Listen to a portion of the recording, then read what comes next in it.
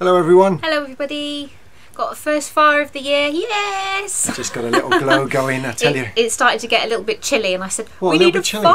We need a fire. It was horrible out there. It's grey. Miserable, grey. It's gone dark. Raining. Yeah, typical autumn in the UK. But the beautiful thing about that is that you get to have fires and then winter's setting in and then you get the cosy meals and you get the slippers and your warm clothing. A nice beef casserole or a stew. Dumplings. So all the winter stuff.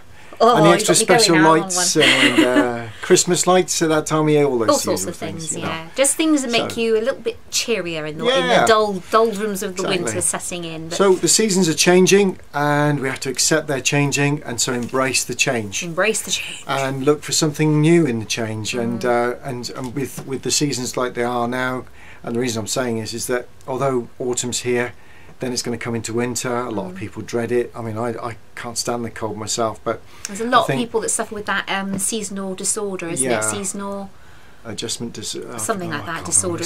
Anyway, it stands for SAD. Yeah, SAD's what it says. So I think we just keep a positive attitude towards it, and I think, okay, well, let's prepare and let's make sure it's not miserable. Yeah. Let's do what we can to actually put things in place. So we've got a load of our logs in now for the winter. Logs are in. We've just got to bring them in from outside now. They're covered up at the moment. What do you mean we?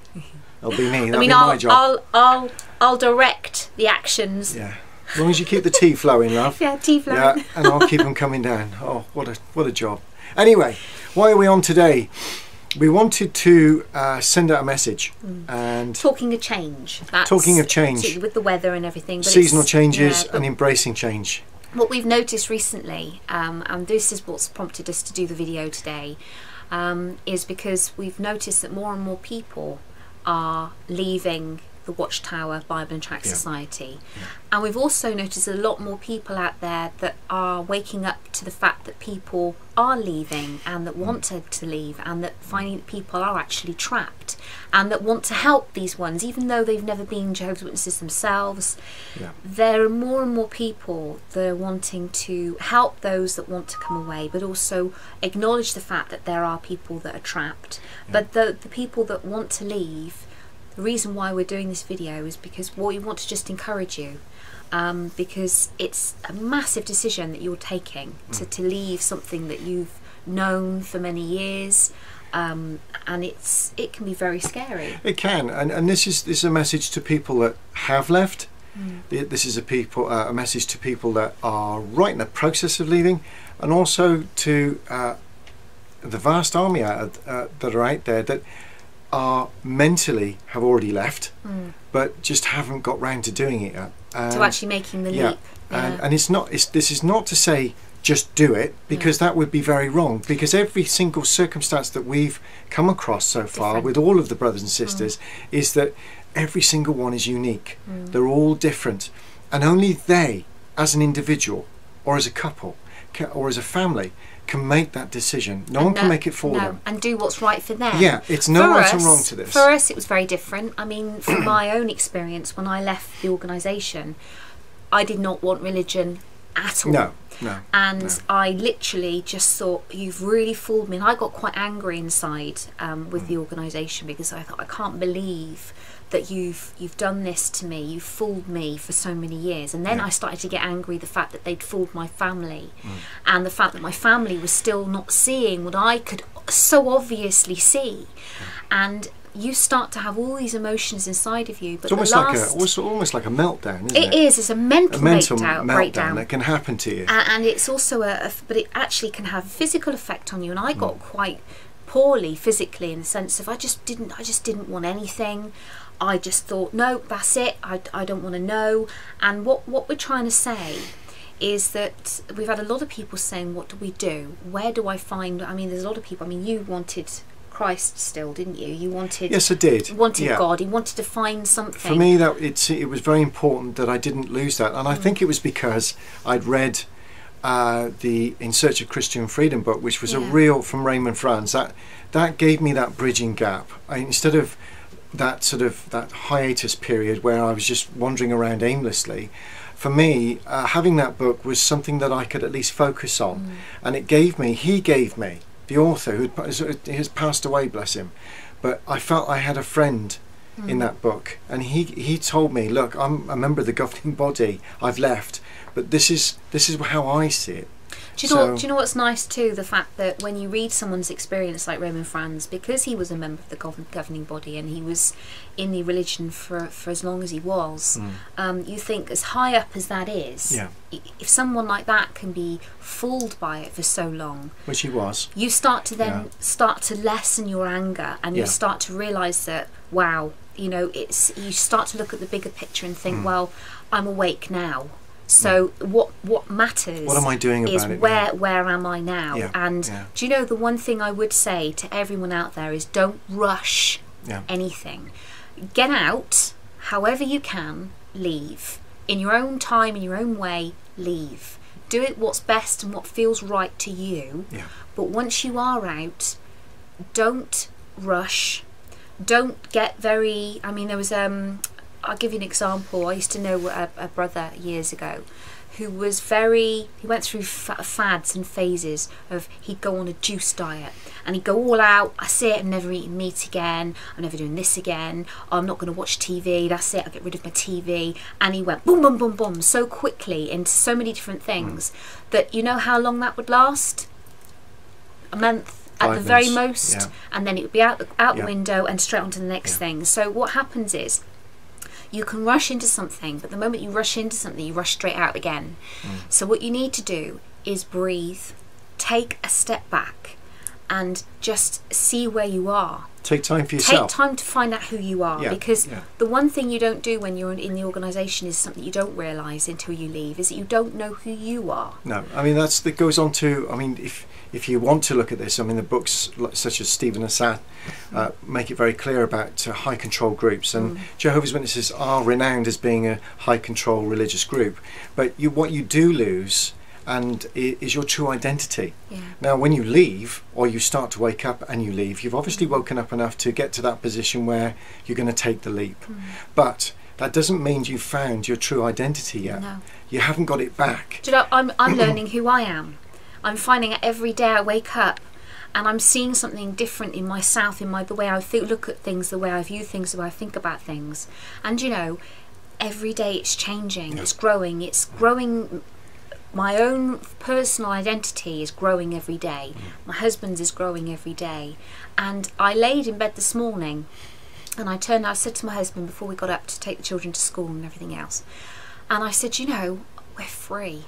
We're free. And every day, just that small smidgen of a realisation sets me up for the entire day, and you think, I'm free. That's right. It doesn't, and you don't stop learning. But it doesn't sink in. It doesn't sink in. It doesn't, does it? You have to keep reminding yourself that you're free, and that you're relieved, and that you're happy, and that you're... Oh, it's wonderful. I can't express it enough, that whatever you're going through right now, when you're leaving the organisation, whatever it is, or whatever you're going through in order to get yourself out, and once you are out, your journey from that point onwards, however it may feel depressing or sad or upset about certain things, the people you've left behind, it's temporary.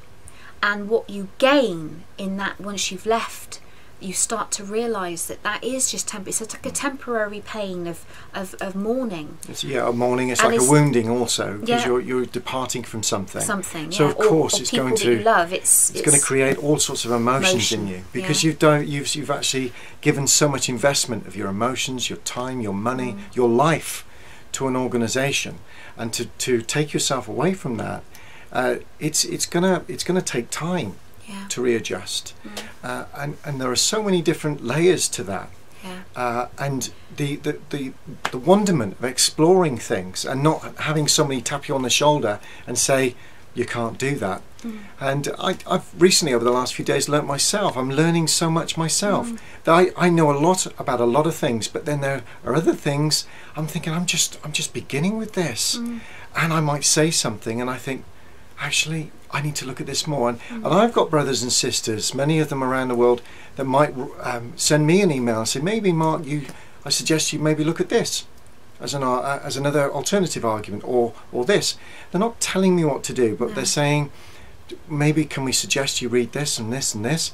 And because I'd never seen these things before, so when I read them, it's suddenly other light bulbs go on. It's amazing how much we're learning now and how much we want to learn. And suddenly I'm beginning to have opinions of myself that I never had there before because I wasn't allowed to, from a child growing up as a Jehovah's Witness. Yeah, and I was just going to say that we've got many people that are saying, you know, how have you done it? How have you done it? How can I do it? Now that I'm in this position, where do I go? What do I do? Stop, breathe, and just take your time. There is no time thing to this. There's no rush. I think what it is, why people feel that there is something they have to rush into really quickly is because the entire time you're in the organisation, you have this imminent doom of Armageddon's around the corner. So you have to rush the work, get on the ministry, do this, do that. Don't be slow about things. Fast, fast, fast. Get it done, get it done. Prep, prep, prep. And ministry, ministry, ministry. And it's all a time thing of come on, you've got to speed up the work here. You don't have to do that. Stop. Take a step back. Breathe. And look where you are. And, you know, take your time to look at your life and what you want to do from there, because the world is your oyster. It's not a set certain things that you can do. Look at where you are and look at where you want to take your life from there, but don't rush it. You don't have to rush it. You don't have to force yourself. As I said before, I've known so many people, and one particular person that used to rush into so many different things, and as soon as they rushed like that, you knew that they were going to rush straight out the other way. And it doesn't last, it doesn't stick. So you need to, our own journey is probably very different as individuals to what it is as a couple, but it works. And I'm finding things out and we're learning from each other. So you have a massive network of people out there that you can learn from. We learn from others and others learn from us. And likewise, if there's anything we can do to help you, we'll be here. And if there's anything you want to say to us, we're here also. So it's a real big learning community of family that you have here in the YouTube community. But from so many different backgrounds. I mean, we're very, very fortunate that both of us, as husband and wife, have managed to come out of the organisation unscathed. But that's not necessarily the case with many others. We know that there are husbands that are out, and we know that there are wives that are out while their spouse is still in, and they're now out. But when you say unscathed, to a certain degree, we're not, in the sense that we've lost family, of course, and things have happened to us, so we've not come out clean cut. No, I don't mean but I know what you mean. You mean that because we've come out together, and we haven't had to sacrifice things within our immediate family with regards to myself, my husband, and obviously Mark being my husband and me being his wife. So as a couple, we're very fortunate because we know that there are couples, as Mark was saying, that can't come out together, haven't come out together, and are trapped because they want to leave but can't because the spouse, they love the spouse. And this is my point, is that there are many of those people on now leading lives that are in a position to help other Jehovah's Witnesses that haven't made that decision. So they might have a wife that's still in the organisation, they might have a husband that's still in the organisation, but they're very active in recovery forums, they're very active in they're very active on YouTube, and these people have such valuable experience that they have themselves, that they live with, and they're willing to share that with others privately. And it's working, and we're seeing so much of this network going on all over the world now, from Australia and Norway all the way through to America, France, Germany, everywhere. You're not alone. That's what we're trying to say. And I know that we've had many people contacting us, more so recently than ever before. It seems to be speeding up. And what we're saying is, if we haven't got back to you yet, it's not because we don't want to, it's because purely time-wise we haven't managed to. But so please, we apologise for that. We will. And if there's anything we can do to help anyone, then please, we're here. And likewise, if we can't, if there's a situation that you're in, then we might know people that can also help you, that are nearer to you. If we're too far away, that you feel like you need to actually physically see somebody or speak to a person rather than over the phone or Skype or or whatever, then please feel free to let us know that, and we'll see if we can help, because we know many brothers and sisters all over the world now, as Mark said, and because of that we might be able to find someone who's closer to you to help you, that you can connect with. Also, because we are there to help. There's many people out there to help. Why we've come on YouTube, I mean, why did we come on YouTube in the first place? Do you know, talking has been our greatest healer. It's a recovery for us. It's been a massive thing. It helps us to be able to speak up and say something to others, and then see the reactions come back, has been a major recovery for us, and has made us realise that, you know, with all of us together, no matter where we are in the world, when we're all sticking together and saying, that's wrong over there, you need to get out of that quick, and start realising that you've got a life, your life is precious, every day is precious, and it belongs to you as an individual, and you can do something about this. Yeah. And we just felt so strongly that we felt we needed to do this today. So I hope that that's helped somebody understand that you are not alone, and that you just need to stop. Somebody else asked about how to find Christ. We've found Christ individually on different times in our journey, but what we'll say is pray about it. Just if it's in your heart to find him, he knows you're there, and he's already helped you find your way out. Release that burden. Release the burden. Everything that's going on in here and in here. Don't panic. Yeah. Share it. I mean, I remember being as a Jehovah's Witness, I used to say, oh, you've got to find this relationship with Jehovah God. You know, if you haven't got this relationship, then you're obviously spiritually weak. That's rubbish. You can't force something, but what you can do is pray about it. Again, be easy with yourself. Don't feel like if you don't feel like you've got a relationship there yet, don't panic, don't worry, don't get cross or angry or upset or discouraged. Just keep going on your journey, and you will actually get there. And you know, you might not be able to do it on your own strength, so but don't panic. Everybody's journeys and everybody gets there different times in their own different positions. Do you know, just adding to that, there was something, I was talking to a very dear brother that I love to bits, and I was talking to him last night, and he was saying about, he said he's been in contact with a guy that he knows in America that's deeply upset, and he wouldn't go into details, he wouldn't tell me, but he was saying, can you do something for me, bro? He said, can you pray for this guy? And this is something that we've got used to recently, but you know, as witnesses, we never did this. But you know, to be able to say to each other, look, this guy over here or this sister over here, they really need support. Should we pray for them? Absolutely.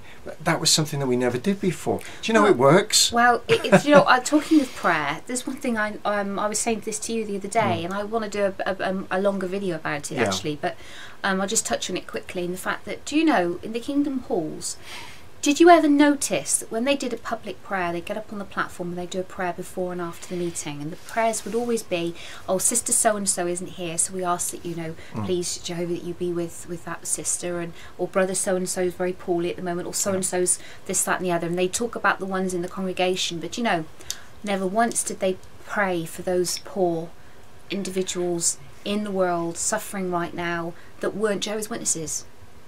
They wouldn't be praying for witnesses, people that weren't witnesses. No. Whereas, you know, every prayer that I've been involved with since leaving the organisation, the prayers have been about individuals, regardless of who they are or what background they come from or religion they're based in. You're asking for the Lord to be with them and to help them, and on a wider scale, much wider scale than and also for, as Mark said, localised things that we know about one or two individuals that have got suffering at the moment. But it was just something I cannot remember one prayer where it was for people that didn't have the faith. Yeah, well, I mean, as we know, they wouldn't even pray with us when we were disfellowshipped. Exactly. So yeah. Or we can't pray with you now. It's incredible. Anyway, we just thought we'd say this, and you know, keep trying if we haven't got back to you yet. Please, we are there. We're not ignoring you. No. It's just you know, it's we want to make sure that when we reply to people, we're not just doing a hi bye. Yeah.